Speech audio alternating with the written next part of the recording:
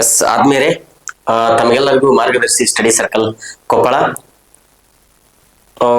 ಈ ತರಗತಿಯಲ್ಲಿ ಪ್ರಚಲಿತ ಘಟನೆಗಳಿಗೆ ಸಂಬಂಧಪಟ್ಟಂತೆ ಅದು ಬಹುಮುಖ್ಯವಾಗಿ ಇತ್ತೀಚೆಗೆ ನಡೆದಂತಹ ಫಿಫಾ ವರ್ಲ್ಡ್ ಕಪ್ 2026 ಇದಕ್ಕೆ ಸಂಬಂಧಪಟ್ಟಂಗೆ ಕೆಲವೊಂದಿಷ್ಟು ಮಾಹಿತಿ ಮತ್ತು ಜೊತೆಗೆ ಪ್ರಚಲಿತ ಘಟನೆಗಳಿಗೆ ಸಂಬಂಧಪಟ್ಟಂತ ಫಿಫಾ ವರ್ಲ್ಡ್ ಕಪ್ ಮೇಲೆ ಏನೆಲ್ಲ ಬಹು ಆಯ್ಕೆಯ ಕ್ವಶನ್ಗಳು ಆಗ್ಬೋದು ಅನ್ನೋದನ್ನ ಒಂದು ಅಜಂಪ್ಷನ್ ಅಲ್ಲಿ ನಾನು ನಿಮ್ಮ ಮುಂದೆ ಇವತ್ತಿನ ತರಗತಿಯಲ್ಲಿ ಮಾತಾಡೋಣ. ಎಸ್ ಹಾಗಾದ್ರೆ ಫಿಫಾ ವಿಸ್ತೃತ ರೂಪವನ್ನ ಸಾಕಷ್ಟು ಬಾರಿ ಕೇಳಿದನ್ರಿ. ಫಿಫಾ ವಿಸ್ತೃತ ರೂಪ ಏನಂತಂದ್ರೆ federation international de football association. Yes ಹಾಗಾದ್ರೆ ಫಿಫಾ ವಿಸ್ತೃತ ರೂಪ ಏನಾದ್ರೆ federation international de football association. Yes ಹಾಗಾದ್ರೆ ಈ ಫಿಫಾ ಫೆಡರೇಷನ್ ಸ್ಥಾಪನೆ ಆಗಿದ್ದ ಯಾವಾಗ ಅಂದ್ರೆ 1904 ಮೇ 21ರಲ್ಲಿ ಇದು ಸ್ಥಾಪನೆ ಆಗ್ತದ. ಎಲ್ಲಿ ಸ್ಥಾಪನೆ ಆಗ್ತದ ಅಂತಂದ್ರೆ ಪ್ಯಾರಿಸ್ ನಲ್ಲಿ ಸ್ಥಾಪನೆ ಆಗ್ತದ. ಇನ್ನ ಇದರ ಕೇಂದ್ರ ಕಚೇರಿ ಜ್ಯೂರಿಕ್ ಅಂದ್ರೆ ಸ್ವಿಟ್ಜರ್ಲ್ಯಾಂಡಿನ ಜ್ಯೂರಿಕ್ ನಲ್ಲಿ ಇದರ ಕೇಂದ್ರ ಕಚೇರಿ ಅದ. ಯಾವ್ದ್ರಿ? ಫಿಫಾದ ವಿಸ್ತೃತ ರೂಪ ಏನಾಗ federation international de football association. Yes ಹಾಗಾದ್ರೆ ಇದರ ಪ್ರಸ್ತುತ ಅಧ್ಯಕ್ಷರು ಫಿಫಾ ಅಧ್ಯಕ್ಷರು ಯಾರಂದ್ರೆ ಜಿಯಾನಿ ಇನ್ಫಾಂಟಿನೋ ಅಂತೇಳಿ ಇವರ ಪ್ರಸ್ತುತ ಅಧ್ಯಕ್ಷರು. ಇದರ ಸದಸ್ಯ ರಾಷ್ಟ್ರಗಳ ಸಂಖ್ಯೆ ಎಷ್ಟಂದ್ರೆ 211 ಸದಸ್ಯ ರಾಷ್ಟ್ರಗಳನ್ನ ಒಳಗೊಂಡಿದೆ ಇದು. ಇನ್ನ ಇದರ ಅಧಿಕೃತ ಭಾಷೆಗಳನ್ನ ನೋಡಿದ್ರೆ ಒಂದು ಇಂಗ್ಲಿಷು, ಇನ್ನೊಂದು ಫ್ರೆಂಚು ಮತ್ತು ಸ್ಪ್ಯಾನಿಷ್. ಓಕೆನಾ, ಅಧಿಕೃತ ಭಾಷೆಗಳು. ಇನ್ನ ಪುರುಷರ ಮೊದಲ ಫಿಫಾ ವರ್ಲ್ಡ್ ಕಪ್ ಸ್ಟಾರ್ಟ್ ಆಗಿದ್ದು ಯಾವಾಗ ಅಂದ್ರೆ ಇದು ಫೌಂಡೇಶನ್ ಸ್ಟಾರ್ಟ್ ಆಗಿದ್ದು ಅಥವಾ ಫೆಡರೇಷನ್ ಸ್ಟಾರ್ಟ್ ಆಗಿದ್ದು 1904 ಆದ್ರೆ ಮೊಟ್ಟ ಮೊದಲ ಬಾರಿಗೆ ಪುರುಷರ ವಿಶ್ವಕಪ್ ಏನು ಸ್ಥಾಪನೆ ಆಗಿದ್ದು ಯಾವಾಗಪ್ಪ ಅಂತಂದ್ರೆ 1930ರಲ್ಲಿ ಮೊದಲ ಬಾರಿಗೆ ಏನಾಗ್ತದ ಈ ಫಿಫಾ ವರ್ಲ್ಡ್ ಕಪ್ ನಡೀತದ. ಅದು ಅದರ ಒಂದು ಆತಿಥ್ಯವನ್ನ ವಹಿಸಿದಂತ ರಾಷ್ಟ್ರ ಯಾವ್ದಂತಂದ್ರೆ ಅದು ಉರುಗ್ವೆ. ಇನ್ನ ಅದೇ ವರ್ಷ ಉರುಗ್ವೆ ಏನು ಆತಿಥ್ಯವನ್ನ ವಹಿಸುತ್ತಲ್ಲ ಅದೇ ವರ್ಷದಲ್ಲಿ ಉರುಗ್ವೆನ ಏನಾಗತ್ತಪ್ಪ ಅಂದ್ರೆ ಚಾಂಪಿಯನ್ ಆಗುತ್ತೆ. ಎಸ್ ಹಾಗಾದ್ರೆ ಮೊಟ್ಟ ಮೊದಲ ಬಾರಿಗೆ ಫಿಫಾ ವರ್ಲ್ಡ್ ಕಪ್ ನಡೆದದ್ದು ಯಾವಾಗಪ್ಪ ಅಂತಂದ್ರೆ 1930ರಲ್ಲಿ. ಇನ್ನ ಯಾವ್ಯಾವ ರಾಷ್ಟ್ರಗಳು ಅಥವಾ ಯಾವ ತಂಡಗಳು 1930ರಲ್ಲಿ ಫೈನಲ್ ಪ್ರವೇಶವನ್ನ ಮಾಡಿದ್ವು ಅಂತಂದ್ರೆ ಒಂದು ಉರುಗ್ವೆ ಮತ್ತು ಅರ್ಜೆಂಟೀನಾ. ಓಕೆನಾ, ಉರುಗ್ವೆ ಅರ್ಜೆಂಟೀನಾದಲ್ಲಿ ಉರುಗ್ವೆ ಏನಾಗತ್ತಪ್ಪ ಅಂತಂದ್ರೆ ಚಾಂಪಿಯನ್ ಆಗ್ತದ. ಇನ್ನು ಅರ್ಜೆಂಟೀನಾ ಏನಾಗತ್ತಪ್ಪ ಅಂತಂದ್ರೆ ರನ್ನರ್ ಅಪ್ ಆಗ್ತದೆ. ಓಕೆನಾ, ಎಸ್ ಹಾಗಾದ್ರೆ ಪ್ರಾರಂಭ ಆಗಿದ್ದು ಇದ್ರ ಫೆಡರೇಷನ್ ಪ್ರಾರಂಭ ಆಗಿದ್ದು 1904 ಆದ್ರೆ ಮೊಟ್ಟ ಮೊದಲ ಬಾರಿಗೆ ನಡೆದದ್ದು ಮಾತ್ರ 1930. ಇನ್ನ 2026ರ ಫಿಫಾ ವಿಶ್ವಕಪ್ಗೆ ಸಂಬಂಧಪಟ್ಟಂತ ಮಾಹಿತಿನ ನೋಡೋದಾದ್ರೆ ಈ ವರ್ಷ ಇತಿಹಾಸದಲ್ಲೇ ಮೊಟ್ಟ ಮೊದಲ ಬಾರಿಗೆ ಜಂಟಿ ರಾಷ್ಟ್ರಗಳು ಸೇರ್ಕೊಂಡು ಆತಿಥ್ಯವನ್ನ ವಹಿಸಿದವು. ಹಾಗಾಗಿ ಇತಿಹಾಸದಲ್ಲೇ ಮೊಟ್ಟ ಮೊದಲ ಬಾರಿಗೆ ಅಮೆರಿಕ, ಕೆನಡಾ ಮತ್ತು ಮೆಕ್ಸಿಕೋ ಈ ಮೂರು ರಾಷ್ಟ್ರಗಳು ಮೊಟ್ಟ ಮೊದಲ ಬಾರಿ. ಇದುವರೆಗೂ 2022ರವರೆಗೂ ಕೇವಲ ಒಂದು ರಾಷ್ಟ್ರ ಮಾತ್ರ ಆತಿಥ್ಯವನ್ನ ವಹಿಸಿತ್ತು. ಇತಿಹಾಸದಲ್ಲೇ ಮೊಟ್ಟ ಮೊದಲ ಬಾರಿಗೆ ಜಂಟಿ ರಾಷ್ಟ್ರಗಳು ಆತಿಥ್ಯವನ್ನ ವಹಿಸಿದವೆ. ಅವು ಯಾವಪ್ಪ ಅಂತಂದ್ರೆ ಒಂದು ಅಮೆರಿಕ, ಕೆನಡಾ ಮತ್ತು ಮೆಕ್ಸಿಕೋ. ಏನ್ ವಿಶೇಷ ಇಲ್ಲಿ ಐತಿ ನೋಡ್ರಿ, ಮೂರು ರಾಷ್ಟ್ರಗಳು ಜಂಟಿಯಾಗಿ ಆತಿಥ್ಯ ವಹಿಸಿದ ಮೊದಲ ವಿಶ್ವಕಪ್ ಇದಾಗಿದೆ. ಎಸ್ ಹಾಗಾದ್ರೆ ಇದುವರೆಗೂ ಏನಾಗಿದಪ್ಪ ಅಂದ್ರೆ ಆತಿಥ್ಯ ವಹಿಸಿದ ರಾಷ್ಟ್ರಗಳು ಕೇವಲ ಒಂದು ಮಾತ್ರ ಆಗ್ತಾ ಇತ್ತು. ಆದ್ರೆ ಇದೇ ಮೊದಲ ಬಾರಿಗೆ 2026ರ ಫಿಫಾ ವರ್ಲ್ಡ್ ಕಪ್ ನಲ್ಲಿ ಮೂರು ರಾಷ್ಟ್ರಗಳು ಅಥವಾ ಜಂಟಿ ರಾಷ್ಟ್ರಗಳು ಸೇರ್ಕೊಂಡು ಏನ್ ಮಾಡ್ಯಾವ ಈ ಒಂದು ಫಿಫಾ ವಿಶ್ವಕಪ್ನ ಆತಿಥ್ಯವನ್ನು ವಹಿಸಿದವು. ಹಾಗಾದ್ರೆ ಇದು ಎಷ್ಟನೇ ಆವೃತ್ತಿ ಅಂತಂದ್ರೆ 23ನೇ ಆವೃತ್ತಿ. ಓಕೆನಾ, 23ನೇ ಆವೃತ್ತಿ. ಇನ್ನ ಈ ಮೆಕ್ಸಿಕೋ ಐತಲ್ಲ ಇದುವರೆಗೂ 3 ಬಾರಿ ಆತಿಥ್ಯವನ್ನ ವಹಿಸಿದೆ. ಒಂದು 1970, 1986 ಮತ್ತು 2026. ಹಾಗಾದ್ರೆ ಅತಿ ಹೆಚ್ಚು ಬಾರಿ ಆತಿಥ್ಯ ವಹಿಸಿದ ರಾಷ್ಟ್ರ ಯಾವ್ದಂದ್ರೆ ದಟ್ ಈಸ್ ಮೆಕ್ಸಿಕೋ. ಓಕೆನಾ, ಯಾವ್ಯಾವ ಆತಿಥ್ಯವನ್ನು ವಹಿಸಿದೆ ಅಂದ್ರೆ 1970, 1986 ಮತ್ತು 2026ರಲ್ಲಿ 3ನೇ ಬಾರಿ ಈ ವರ್ಷ ಏನಾಗೈತಪ್ಪ ಅಂದ್ರೆ ಮೆಕ್ಸಿಕೋ ಆತಿಥ್ಯವನ್ನು ವಹಿಸಿದೆ. ಇನ್ನ ಅಮೆರಿಕ 2 ಬಾರಿ ಆತಿಥ್ಯವನ್ನ ವಹಿಸಿದೆ. ಒಂದು 1994 ಮತ್ತು 2026ರಲ್ಲಿ 2 ಬಾರಿ ಆತಿಥ್ಯವನ್ನ ವಹಿಸಿದಂತಹ ರಾಷ್ಟ್ರ ಯಾವ್ದಂದ್ರೆ ಅದು ಅಮೆರಿಕ.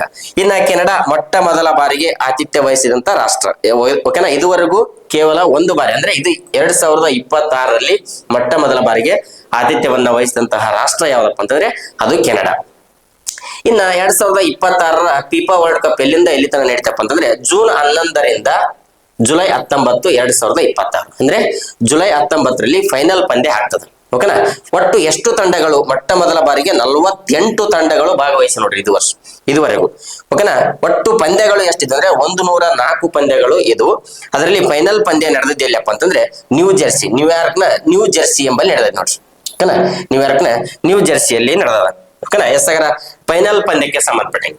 ಇನ್ನ ಈ ಫೈನಲ್ ಪಂದ್ಯದಲ್ಲಿ ಪ್ರಮುಖ ಪ್ರಶಸ್ತಿ ವಿಜೇತರು. ಓಕೆನಾ. ಗೋಲ್ಡನ್ ಬಾಲ್ ಯಾರಂತಂದ್ರೆ ರೋಡ್ರಿ ಎಂಬವ್ರು ತಗೊಂಡಾರ. ಗೋಲ್ಡನ್ ಬಾಲ್ ರೋಡ್ರಿ ತಗೊಂಡಾರ. ಇನ್ನ ಗೋಲ್ಡನ್ ಬೂಟ್ ಕಿಲಿಯನ್ ಎಂಬಾಪೆ ಫ್ರಾನ್ಸ್ನವರು ತಗೊಂಡಿದ್ದಾರೆ. ಓಕೆನಾ. ಕಿಲಿಯನ್ ಎಂಬಾಪೆ. ಇನ್ನು ಅತ್ಯುತ್ತಮ ಯುವ ಆಟಗಾರ ಅಂದ್ರೆ ಪೌ ಕುಬಾರ್ಸಿ ಸ್ಪೇನ್ ಅವರು. ಇನ್ನು ಅತ್ಯುತ್ತಮ ಗೋಲ್ ಕೀಪರ್ ಯಾರಂದ್ರೆ ಉನೈ ಸಿಮೋನ್. ಅಂದ್ರೆ ಇಲ್ಲಿ ಫೈನಲ್ ಪಂದ್ಯ ಆಗಿದ್ದು ಯಾವ್ಯಾವ ರಾಷ್ಟ್ರಗಳಪ್ಪ ಅಂತಂದ್ರೆ ಒಂದು ಸ್ಪೇನ್ ಮತ್ತು ಅರ್ಜೆಂಟೀನಾ. ಎಸ್, ಹಾಗಾದ್ರೆ ಫೈನಲ್ ಪಂದ್ಯ 2026ರ ಫೈನಲ್ ಪಂದ್ಯ ಯಾವ್ಯಾವ ರಾಷ್ಟ್ರಗಳು ಅಥವಾ ಯಾವ್ಯಾವ ತಂಡಗಳು ಇದಪ್ಪ ಅಂತಂದ್ರೆ ಒಂದು ಸ್ಪೇನ್, ಇನ್ನೊಂದು ಅರ್ಜೆಂಟೀನಾ. ಇಲ್ಲಿ ಸ್ಪೇನ್ ಏನಾಗತ್ತಪ್ಪ ಅಂತಂದ್ರೆ ವಿಜೇತ ಆಗ್ತದೆ, ಅಂದ್ರೆ ಚಾಂಪಿಯನ್ ಆಗ್ತದೆ. ಹಾಗಾದ್ರೆ ಚಾಂಪಿಯನ್ ತಂಡ ಯಾವ್ದಪ್ಪ ಅಂತಂದ್ರೆ ದಟ್ ಇಸ್ ಸ್ಪೇನ್. ಇನ್ನು ಅರ್ಜೆಂಟೀನಾ ಆಗತ್ತಪ್ಪ ಅಂತಂದ್ರೆ ರನ್ನರ್ ಅಪ್ ಆಗ್ತದೆ. ಓಕೆನಾ, ರನ್ನರ್ ಅಪ್. ಎಸ್. ಇನ್ನ ಮೊದಲ ಬಾರಿಗೆ 1930ರಲ್ಲಿ ಮೊದಲ ಬಾರಿಗೆ ಉರುಗ್ವೆ ಮತ್ತು ಅರ್ಜೆಂಟೀನಾ ಫೈನಲ್ ಆಗಿತ್ತಲ್ಲ, ಅಲ್ಲಿ ಉರುಗ್ವೆ ವಿಜೇತ ಆಗಿತ್ತು, ಅರ್ಜೆಂಟೀನಾ ರನ್ನರ್ ಅಪ್ ಆಗಿತ್ತು. ಈ ವರ್ಷ ಕೂಡ ಸ್ಪೇನ್ ಮತ್ತು ಅರ್ಜೆಂಟೀನಾ ಏನದು ಫೈನಲ್ ಪಂದ್ಯವನ್ನು ಆಡಿದವ. ಅದರಲ್ಲಿ ಅರ್ಜೆಂಟೀನಾ ರನ್ನರ್ ಅಪ್ ಆಗಿದೆ, ಸ್ಪೇನ್ ಏನಾಗಿದೆ ವಿಜೇತ ಆಗಿದೆ. ಹಾಗಾಗಿ ಇಲ್ಲಿ ಪ್ರಮುಖವಾಗಿ ಕೆಲವೊಂದಿಷ್ಟು ಪ್ರಶಸ್ತಿಗಳನ್ನ ನೀಡಿದ್ದಾರೆ. ಅಲ್ಲಿ ಗೋಲ್ಡನ್ ಬಾಲ್ ಯಾರಿಗೆ ಕೊಟ್ಟಿದ್ದಾರೆ ಅಂತಂದ್ರೆ ರೋಡ್ರಿ, ಸ್ಪೇನ್ ಒಂದು ತಂಡದ ಈತ ನಾಯಕ ಆಗಿರ್ತಾನೆ. ಇನ್ನ ಗೋಲ್ಡನ್ ಬೂಟ್ ಕಿಲಿಯನ್ ಎಂಬಾಪೆ ಫ್ರಾನ್ಸ್ ನತ. ಇನ್ನು ಅತ್ಯುತ್ತಮ ಯುವ ಆಟಗಾರ ಯಾರಂದ್ರೆ ಪೌ ಕುಬಾರ್ಸಿ, ಇವರು ಕೂಡ ಸ್ಪೇನ್ ದವರು. ಇನ್ನು ಅತ್ಯುತ್ತಮ ಗೋಲ್ ಕೀಪರ್ ಯಾರಂದ್ರೆ ಉನೈ ಸಿಮೋನ್, ಇವರು ಕೂಡ ಸ್ಪೇನ್ ರಾಷ್ಟ್ರದವರು. ಓಕೆನಾ. ಎಸ್. ಇನ್ನ ಅತಿ ಹೆಚ್ಚು ಬಾರಿ ಪುರುಷರ ವಿಶ್ವಕಪ್ ನಲ್ಲಿ ಅತಿ ಹೆಚ್ಚು ಬಾರಿ ವಿಜೇತ ತಂಡ ಯಾವ್ದಪ್ಪ ಅಂತಂದ್ರೆ ಬ್ರೆಜಿಲ್ ಆಗಿದೆ ನೋಡಿ. ಬ್ರೆಜಿಲ್ ಇದುವರೆಗೂ 5 ಬಾರಿ ಏನಾಗಿದೆಪ್ಪ ಅಂತಂದ್ರೆ ಈ ಫಿಫಾ ವರ್ಲ್ಡ್ ಕಪ್ ಅನ್ನ ಚಾಂಪಿಯನ್ಶಿಪ್ ಅಲ್ಲಿ ತಗೊಂಡಿದೆ. ಇನ್ನ ಜರ್ಮನಿ ಮತ್ತು ಇಟಲಿ ಅದಲ್ಲ, ತಲಾ 4 ಬಾರಿ ಏನ್ ಮಾಡಿದ್ದಾರೆ ಇವರು ವಿಶ್ವಕಪ್ ಅನ್ನ ಗೆದ್ಕೊಂಡಿದ್ದಾರೆ. ಇನ್ನು ಅರ್ಜೆಂಟೀನಾ 3 ಬಾರಿ. ಎಸ್. ಹಾಗಾದ್ರೆ ಅತಿ ಹೆಚ್ಚು ವಿಶ್ವಕಪ್ ವಿಜೇತ ರಾಷ್ಟ್ರ ಯಾವ್ದಪ್ಪ ಅಂತಂದ್ರೆ ಅದು ಬ್ರೆಜಿಲ್ ನೋಡ್ರಿ. ಓಕೆನಾ. ಎಸ್. ಇನ್ನ ನೆಕ್ಸ್ಟ್ 2030ರಲ್ಲಿ ಆಗ್ತದ. ನೆಕ್ಸ್ಟ್ ಅಂದ್ರೆ 24ನೇ ಆವೃತ್ತಿ 2030ರಲ್ಲಿ ಈ ಕೆಳಗಿನ ಯಾವ ರಾಷ್ಟ್ರದಲ್ಲಿ ಅಥವಾ ಈ ಕೆಳಗಿನ ಯಾವ ರಾಷ್ಟ್ರಗಳು ಆತಿಥ್ಯವನ್ನ ವಹಿಸಲಿವೆ ಅಂತ ಕೇಳ್ಬೋದು. ಎಷ್ಟನೇ ಆವೃತ್ತಿ ಅಂತಾನೆ ಕೇಳ್ಬೋದು. ಎಸ್. ಹಾಗಾದ್ರೆ ಇದುವರೆಗೂ ಆಗಿದ್ದು 23 ಆವೃತ್ತಿ. ಇನ್ನ 2030ರಲ್ಲಿ 24ನೇ ಆವೃತ್ತಿ ಆಗ್ತದ.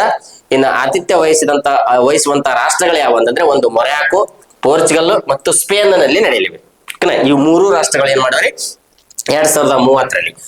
ಜೊತೆಗೆ 100 ವರ್ಷದ ಶತಮಾನೋತ್ಸವ ಇದರ ಸವಿ ನೆನಪಿಗಾಗಿ ಅಂದ್ರೆ 1930ರಲ್ಲಿ ಮೊಟ್ಟ ಮೊದಲ ಬಾರಿಗೆ ನಡೆದದ.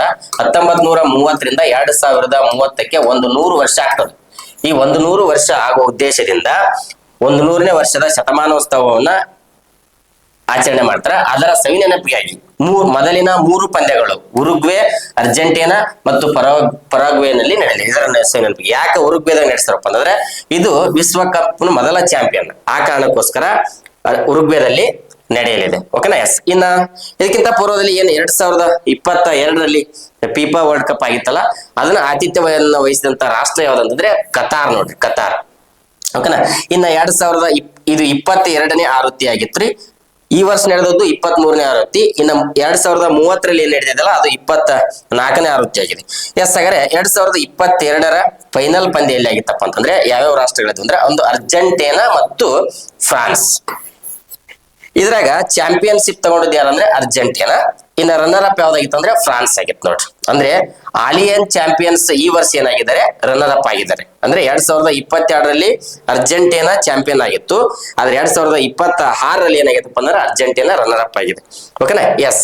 ಇನ್ನ 2022ರಲ್ಲಿ ಫಿಫಾ ವರ್ಲ್ಡ್ ಕಪ್ ನಲ್ಲಿ ಗೋಲ್ಡನ್ ಬಾಲ್ ವಿಜೇತ ಯಾರಂತಂದ್ರೆ ಲಿಯೋನೆಲ್ ಮೆಸ್ಸಿ ಅಂತೇಳಿ. ಎಸ್. ಲಿಯೋನೆಲ್ ಮೆಸ್ಸಿ ಇವರು ಅರ್ಜೆಂಟೀನಾದ ಆಟಗಾರ.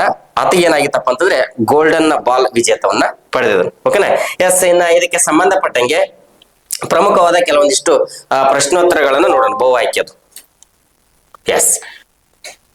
ಇಲ್ಲಿ ಕ್ವಶನ್ ಇದೆ ನೋಡ್ರಿ. 2026ರ ಫಿಫಾ ವಿಶ್ವಕಪ್ ಫೈನಲ್ ಪಂದ್ಯದಲ್ಲಿ ಅಜಯಗೊಂಡಿರುವ ಚಾಂಪಿಯನ್ ತಂಡ ಯಾವುದಂತ ಕೇಳ. ಎಸ್ ಹಾಗಾದ್ರೆ ಯಾವ್ದಪ್ಪ ಅಂತಂದ್ರೆ ಒಂದು ಫ್ರಾನ್ಸ್, ಇನ್ನೊಂದು ಬ್ರೆಜಿಲ್, ಇನ್ನೊಂದು ಸ್ಪೇನ್ ಮತ್ತು ಜರ್ಮನಿ. ಎಸ್ ಹಾಗಾದ್ರೆ 2026ರ ಫಿಫಾ ವಿಶ್ವಕಪ್ ಫೈನಲ್ ಪಂದ್ಯದಲ್ಲಿ ಚಾಂಪಿಯನ್ ತಂಡ ಯಾವ್ದಪ್ಪ ಅಂತಂದ್ರೆ ದಟ್ ಈಸ್ ಸ್ಪೇನ್ ನೋಡ್ರಿ. ಓಕೆನಾ, ಹಾಗಾದ್ರೆ ಯಾವ ರಾಷ್ಟ್ರ ಚಾಂಪಿಯನ್ ಆಯ್ತು ಈ ವರ್ಷ 2026ರಲ್ಲಿ ಅಂತಂದ್ರೆ ಸ್ಪೇನ್. ಎಸ್ ಇನ್ನ ಇಲ್ಲಿ ಬ್ರೆಜಿಲ್ ಕೊಟ್ಟಿದ್ದಾನಲ್ಲ, ಬ್ರೆಜಿಲ್ ಏನು ವಿಶೇಷತೆ ಅಂತಂದ್ರೆ ಅತಿ ಹೆಚ್ಚು ಬಾರಿ, ಎಸ್ ಅತಿ ಹೆಚ್ಚು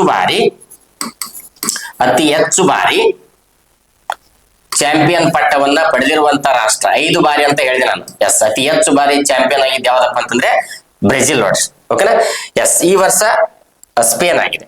ಇನ್ನ ಫ್ರಾನ್ಸ್ ಇದೆಯಲ್ಲ, ಫ್ರಾನ್ಸ್ ಇನ್ನ 2022ರಲ್ಲಿ ಇದು ರನ್ನರ್ ಅಪ್ ಆಗಿದೆ.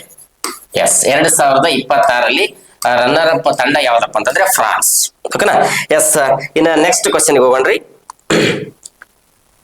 ಫಿಫಾ ಇತಿಹಾಸದಲ್ಲೇ ಮೊದಲ ಬಾರಿಗೆ 2026ರ ವಿಶ್ವಕಪ್ ಟೂರ್ನಿಯನ್ನ ಯಾವ 3 ದೇಶಗಳು ಜಂಟಿಯಾಗಿ ಆಯೋಜಿಸಿವೆ ಅಂತ ಕೇಳೋಣ.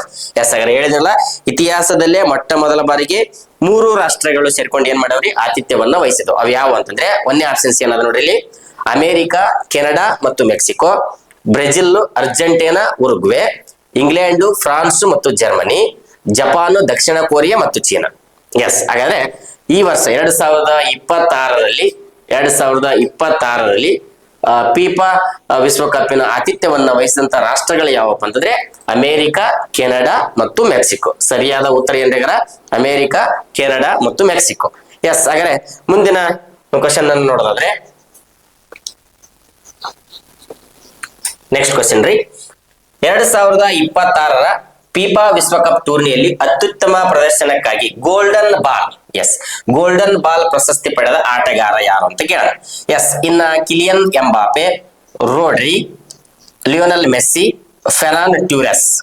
ಎಸ್ ಹಾಗಾದ್ರೆ 2026ರ ಫಿಫಾ ವಿಶ್ವಕಪ್ ಟೂರ್ನಿಯಲ್ಲಿ ಅತ್ಯುತ್ತಮ ಪ್ರದರ್ಶನಕ್ಕಾಗಿ ಗೋಲ್ಡನ್ ಬಾಲ್ ಪಡೆದವರು ಯಾರಂದ್ರೆ ರೋಡ್ರಿ ನೋಡ್ರಿ. ಎಸ್ ಹಾಗಾದ್ರೆ ರೋಡ್ರಿ ಯಾವ ದೇಶದ ತಂದ್ರೆ ಸ್ಪೇನ್ ರಾಷ್ಟ್ರಕ್ಕೆ ಸಂಬಂಧಪಟ್ಟವರು.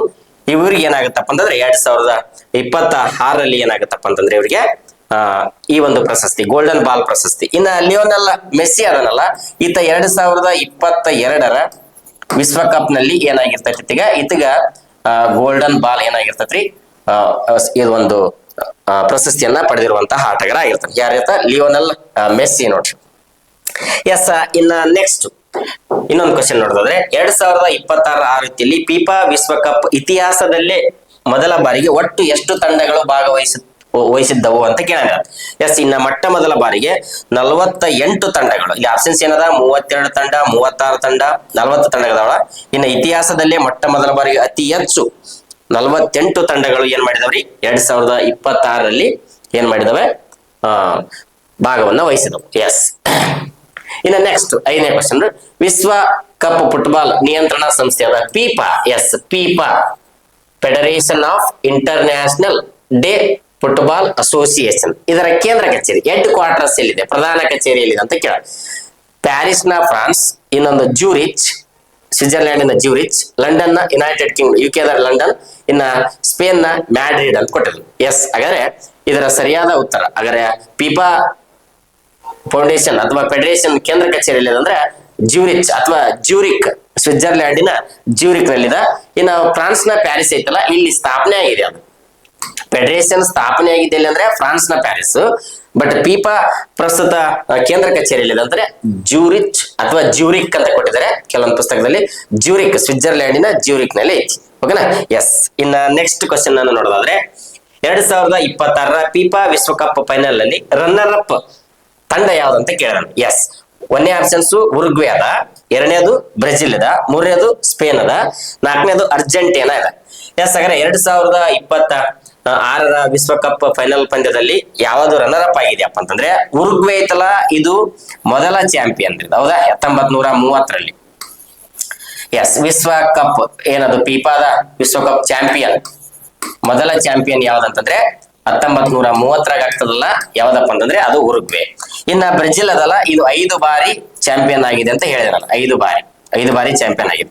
ಇನ್ನ ಸ್ಪೇನ್ ಅದಲ್ಲ 2026ರಲ್ಲಿ ಇದು ವಿಜೇತ ತಂಡ. ಇದು ಎಸ್ ವಿಜೇತ ತಂಡ ಅಥವಾ ಚಾಂಪಿಯನ್ ತಂಡ ಇದು ಯಾವ್ದ್ರಿ ಸ್ಪೇನ್. ಇನ್ನು ಅರ್ಜೆಂಟೀನಾ ಐತಲ್ಲ, ಅರ್ಜೆಂಟೀನಾ ಏನಾಗೈತಪ್ಪ ಅಂತಂದ್ರೆ ಈ ವರ್ಷದ ರನ್ನರ್ ಅಪ್ ಆಗಿದೆ ನೋಡ್ರಿ. ಅಂದ್ರೆ ಇದು 2022ರಲ್ಲಿ ವಿಜೇತ ತಂಡ ಇದು. ಆದ್ರೆ ಈ ವರ್ಷ ಏನ್ 2026ರಲ್ಲಿ 23ನೇ ಆವೃತ್ತಿ ಅದಲ್ಲ, ಇದು ಈ ವರ್ಷ ರನ್ನರ್ ಅಪ್. ಆದ್ರೆ 2022ರಲ್ಲಿ ವಿಜೇತ ತಂಡ ಆಗಿತ್ತು. ಯಾವ್ದ್ರಿ? ಅರ್ಜೆಂಟೀನಾ. ಪ್ರಸ್ತುತ ಕೇಳೋದಾದ್ರೆ ರನ್ನರ್ ಅಪ್ ಕೇಳಿದ್ರೆ ಅರ್ಜೆಂಟೀನಾ, ಚಾಂಪಿಯನ್ ಅಂತಂದ್ರೆ ಸ್ಪೇನ್. ಓಕೆನಾ? ಎಸ್. ಇನ್ನ ಮುಂದಿನ ಕ್ವಶನ್ ಅನ್ನ ನೋಡೋದಾದ್ರೆ 2030ರ ಫಿಫಾ ವಿಶ್ವಕಪ್ ಟೂರ್ನಿಯನ್ನ ಯಾವ 3 ದೇಶಗಳು ಜಂಟಿಯಾಗಿ ಆಯೋಜಿಸಲಿವೆ? ಎಸ್. ಇನ್ನು 2030ರಲ್ಲಿ ಏನ್ 24ನೇ ಆವೃತ್ತಿ ಅದ. ಎಸ್, 24ನೇ ಆವೃತ್ತಿ. 24ನೇ ಆವೃತ್ತಿಯಲ್ಲಿ ಯಾವ ರಾಷ್ಟ್ರಗಳು ಏನ್ ಮಾಡಿದವ್ರಿ? ಜಂಟಿಯಾಗಿ ಒಂದು ಅವುಗಳನ್ನ ನಡೆಸ್ಕೊಡ್ತಾವಪ್ಪ ಅಂತಂದ್ರೆ ಒಂದು ಅಮೆರಿಕಾ, ಕೆನಡಾ, ಮೆಕ್ಸಿಕೋ. ಒಂದೇ ಆಪ್ಷನ್ಸ್. ಇನ್ನ Brazil, Germany, Italy, Uruguay, Spain, Argentina, Morocco, Portugal ಮತ್ತು ಸ್ಪೇನ್. ಎಸ್. ಹಾಗಾದ್ರೆ 2030ರಲ್ಲಿ ಆತಿಥ್ಯ ವಹಿಸುವಂತಹ ರಾಷ್ಟ್ರಗಳು ಯಾವಪ್ಪ ಅಂತಂದ್ರೆ ಮೊರಾಕೊ, ಪೋರ್ಚುಗಲ್ ಮತ್ತು ಸ್ಪೇನ್. ಎಸ್. ಹಾಗಾದ್ರೆ ಸರಿಯಾದ ಉತ್ತರ ಮೊರಾಕೊ, ಪೋರ್ಚುಗಲ್ ಮತ್ತು ಸ್ಪೇನ್. ಇನ್ನ ಅಮೆರಿಕ, ಕೆನಡಾ ಮತ್ತು ಮೆಕ್ಸಿಕೋ ಐತಲ್ಲ, ಈ ವರ್ಷ ಇದೆ 2022ರಲ್ಲಿ, ಸಾರಿ 2026ರಲ್ಲಿ ಈ 3 ರಾಷ್ಟ್ರಗಳಲ್ಲಿ ಆಯೋಜನೆ ಮಾಡಲಾಗಿತ್ತು. ಆದ್ರೆ 2030ರಲ್ಲಿ ಅಂದ್ರೆ ಏನು ಒಂದು 100ನೇ ವರ್ಷದ ಶತಮಾನೋತ್ಸವವನ್ನು ಆಚರಣೆ ಮಾಡ್ತಾರಲ್ಲ, ಅವು ಎಲ್ಲಿ ನಡೆಸ್ಕೊಡ್ತಾವಪ್ಪ ಅಂತಂದ್ರೆ ಯಾವ ರಾಷ್ಟ್ರಗಳು ನಡೆಸ್ಕೊಡ್ತಾವಪ್ಪ ಅಂತಂದ್ರೆ ಮೊರಾಕೊ, ಪೋರ್ಚುಗಲ್ ಮತ್ತು ಸ್ಪೇನ್. ಎಸ್. ಹಾಗಾದ್ರೆ ಮುಂದಿನ ಒಂದು ಕ್ವಶನ್ ನೋಡೋದಾದ್ರೆ 2022ರಲ್ಲಿ ಫಿಫಾ ವಿಶ್ವ ಕಪ್ ಚಾಂಪಿಯನ್ ರಾಷ್ಟ್ರ ಯಾವ್ದಂತ ಕೇಳೋಣ. ಒಂದು Argentina, Uruguay, Spain, France. Yes. ಹಾಗಾದ್ರೆ ಅರ್ಜೆಂಟೀನಾ ಸರಿಯಾದ ಉತ್ತರ. ಎಸ್. 2022 ಅಂತ ಹೇಳಿ ನೋಡ್ರಿ. 2022ರಲ್ಲಿ ಫಿಫಾ ವಿಶ್ವಕಪ್ ಚಾಂಪಿಯನ್ ರಾಷ್ಟ್ರ ಯಾವ್ದಪ್ಪ ಅಂತಂದ್ರೆ ಅರ್ಜೆಂಟೀನಾ. ಉರುಗ್ವೇದ ಆಲ್ರೆಡಿ ಹೇಳಿದೆ. ಉರುಗ್ವೆ 1930ರಲ್ಲಿ ಮೊಟ್ಟ ಮೊದಲ ಬಾರಿಗೆ ಚಾಂಪಿಯನ್ ಆಗಿತ್ತು. ಇನ್ನ ಸ್ಪೇನ್ 2026ರ ಚಾಂಪಿಯನ್ ರೀ. 2026ರ ಚಾಂಪಿಯನ್. ಇನ್ನ ಫ್ರಾನ್ಸ್ ಇದೆಯಲ್ಲ, ಇದು 2022ರ ರನ್ನರ್ ಅಪ್. ರನ್ನರ್ ಅಪ್ ರಾಷ್ಟ್ರ. ಎಸ್. ಹಾಗಾದ್ರೆ 2022ರಲ್ಲಿ ಫಿಫಾ ವಿಶ್ವ ಕಪ್ ಚಾಂಪಿಯನ್ ಪಡೆದಂತಹ ರಾಷ್ಟ್ರ ಯಾವ್ದಾಗಿತ್ತಪ್ಪ ಅಂತಂದ್ರೆ ಅರ್ಜೆಂಟೀನಾ ಆಗಿತ್ತು ನೋಡ್ರಿ. ಓಕೆನಾ? ಎಸ್. ಇದು ಇಷ್ಟು ಎದಕ್ಕೆ ಸಂಬಂಧಪಟ್ಟದಂದ್ರೆ ಫಿಫಾಗೆ ಸಂಬಂಧಪಟ್ಟಂಗೆ. ಇಲ್ಲಿ ಕ್ವಶನ್ ಕೇಳೋದು ಏನ್ ಕೇಳ್ಬೋದ್ರಿ ಅವರು? ಫಿಫಾ ಎಷ್ಟು ವರ್ಷಕ್ಕೊಮ್ಮೆ ನಡೆದಿದೆ ಅಂತ ಕೇಳ್ಬೋದು. ಎಸ್. ಹಾಗಾದ್ರೆ ಫಿಫಾ ಪ್ರತಿ 4 ವರ್ಷಕ್ಕೊಮ್ಮೆ ನಡೆದಿದೆ ನೋಡ್ರಿ. ಎಸ್. 1930ರಿಂದ ಪ್ರತಿ 4 ವರ್ಷಕ್ಕೊಮ್ಮೆ ಏನಾಗತ್ರಿ? ಪ್ರತಿ 4 ವರ್ಷಕ್ಕೊಮ್ಮೆ ಈ ಫಿಫಾ ವರ್ಲ್ಡ್ ಕಪ್ ಅನ್ನ ನಡೆಸಲಾಗುತ್ತದೆ. ಇತಿಹಾಸದಲ್ಲೇ ಮೊಟ್ಟ ಮೊದಲ ಬಾರಿಗೆ 3 ರಾಷ್ಟ್ರಗಳು ಜಂಟಿಯಾಗಿ ಏನ್ ಮಾಡ್ಯಾವ? ಆಯೋಜನೆಯನ್ನ ಮಾಡಿದ್ವಿ. ಎಸ್. ಹಾಗಾದ್ರೆ ಫಿಫಾ ವಿಶ್ವಕಪ್ ಪ್ರತಿ ಎಷ್ಟು ವರ್ಷಕ್ಕೊಮ್ಮೆ ನಡೆದಿದೆಪ್ಪ ಅಂತಂದ್ರೆ ಪ್ರತಿ 4 ವರ್ಷಕ್ಕೊಮ್ಮೆ ನಡೆದಿದೆ. ಇನ್ನ ನಾವು ಕ್ರಿಕೆಟಿಗೆ ಬರೋದಾದ್ರೆ ಕ್ರಿಕೆಟ್ ವರ್ಲ್ಡ್ ಕಪ್ ಕೂಡ ಪ್ರತಿ 4 ವರ್ಷಕ್ಕೊಮ್ಮೆ ನಡೆದಿದೆ. ಆದ್ರೆ 2020 ವರ್ಲ್ಡ್ ಕಪ್ ಮಾತ್ರ ಪ್ರತಿ 2 ವರ್ಷಕ್ಕೊಮ್ಮೆ ನಡೆದಿದೆ. ಎಸ್. ಪ್ರತಿ 2 ವರ್ಷಕ್ಕೊಮ್ಮೆ ನಡೆದಿದೆ. ಯಾವ್ದ್ರೆ? T20.